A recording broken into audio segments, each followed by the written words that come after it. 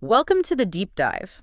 Look, if you're like most of us, trying to guide your family through the digital world, it can feel well, a bit overwhelming sometimes. Definitely. It's like navigating a constantly changing landscape. Exactly. Full of amazing stuff, but also things you want to shield your kids from. So today, we're doing a deep dive into one specific tool that aims to help with that.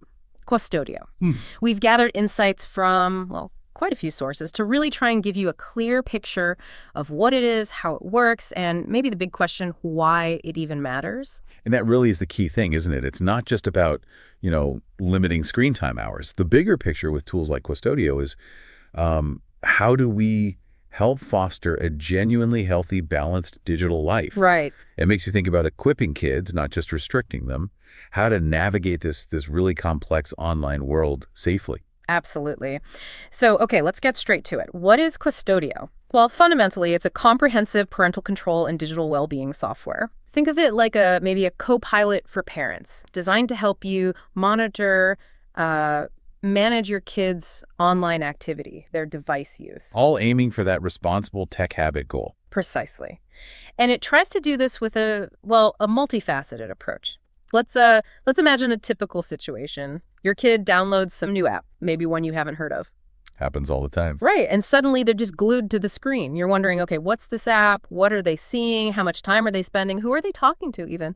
Qustodio tries to address that whole bundle of worries, yeah. Yeah, and that's where its kind of integrated system is meant to shine. It's not just one feature tackling one problem.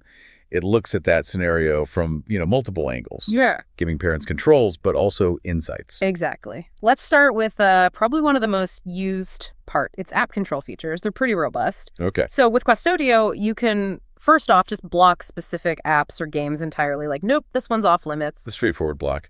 Yeah, but then it gets more nuanced. You can set daily time limits, not just for the whole device, but for, like, individual apps. Ah, okay. So limit just TikTok, for example. Exactly. Or maybe limit the whole social media category. Stop that endless scrolling. And here's where it gets, I think, really useful. You can create custom routines. Routines. How does that work? Well, it's not just on or off. It's about granular control. So maybe you block social media apps during homework hours, right? Mm-hmm. But you allow educational apps. Then maybe after dinner, you allow the fun apps again, but only for, say, an hour. Got it. So scheduling access based on the time of day or activity. Right. That kind of detailed scheduling can really change the dynamic. Less arguing, more structure. It also gives you app insights. What does that mean, insights? Well, it tells you about the app. Descriptions, age recommendations, maybe potential risks or controversies associated with it. Sometimes even suggests alternatives. That's helpful context. And crucially, you get notifications alerts when a new app gets downloaded onto their device. Ah, so you know right away. Exactly, before it becomes a habit or an issue.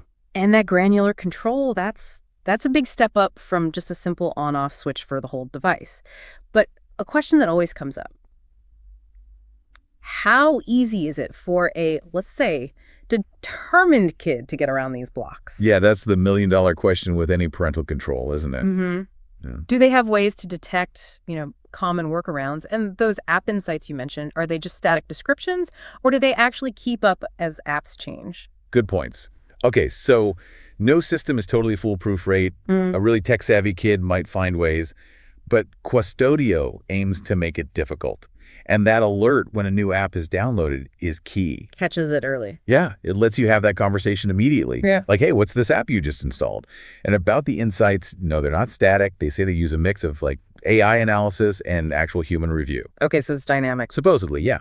To give you summaries, flag controversies, offer those alternatives, it's about being, proactive and informed, not just reactive. Makes sense. But okay, app control, that's just one piece, right? What about the actual stuff kids see online? The websites, the content. Right, and that's where the content filtering comes in. Qustodio lets you block whole categories of websites. Like gambling or violence, explicit stuff? Exactly, the usual suspects. And it tries to do this across all browsers, not just one specific browser they might not use. It's dynamic, too, supposedly categorizing new sites as they pop up. Trying to keep up with the sheer size of the internet. It's a constant battle, yeah. Okay, so we have apps, we have web content. What about just what they're doing online, and maybe even where they are physically? Right. So there's activity monitoring. This gives you a picture, hopefully without feeling too intrusive, of their online habits. Like search history, YouTube views. Yep, search terms, YouTube history, which apps they've spent time on, kind of like a digital activity report. Hmm. And then for location, there's tracking. Shows you where their device is on a map. Real-time location. And you can set up geofencing. So you get an alert if they, say, arrive at school or leave a specific area you've marked.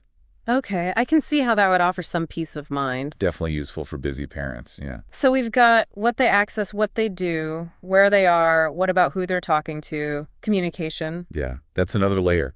Qustodio can monitor calls and SMS messages, but this is mainly an Android feature. Ah, okay. So limitations depending on the phone. Exactly. On Android, you can get oversight on who they're calling or texting, maybe the frequency. It's a feature parents often look for, especially for managing the social side of things. And it's impressive that they try to offer these different features across so many different types of devices. That is a key point. Its reach is pretty broad. You've got iOS, Android, Windows, Mac, Chromebooks. Even Amazon Fire tablets. Right. But, and this is important, the level of control can vary. Operating systems like iOS, for example, are built with privacy architectures that limit how deeply an app like Qustodio can monitor things like texts. So on an iPhone, it might focus more on screen time and app blocking. Exactly. Whereas on Android, which is a bit more open in some ways, it can often do more, like that call and SMS monitoring we mentioned. It really highlights that ongoing dance between parental controls and the operating systems themselves. Right. So as you can probably tell by now, Qustodio isn't just one thing. It's trying to be a whole ecosystem. You've got app control, content filtering, activity monitoring, time management, location, communication. It's a pretty comprehensive toolkit for parents. And if we zoom out a bit, look at the company itself. It's Qustodio Technologies SL, based out of Barcelona, in Spain. Ah, interesting. Not Silicon Valley. No. Founded back in 2011, the founders were Eduardo Cruz, Josh Gable, and Joseph Gaspar.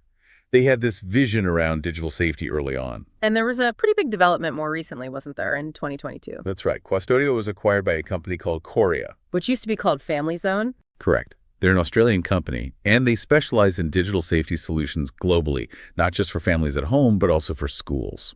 Okay, so that acquisition could signal maybe a shift, integrating more into school systems, perhaps.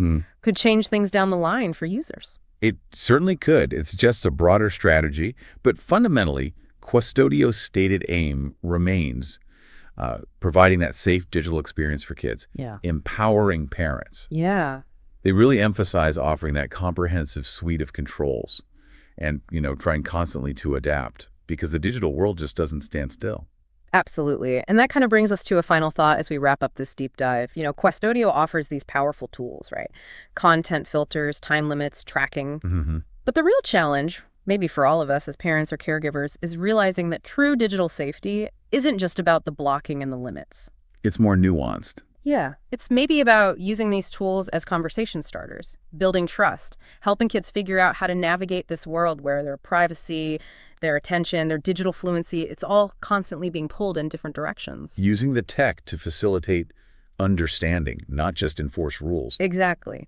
So how can a tool like Qustodio, if used thoughtfully, help shift that dynamic, move away from just, no, you can't do that, towards, okay, let's understand why this might be risky, or let's figure out a balance. How do we help them become truly thoughtful digital citizens? It's a big question, something to really think about.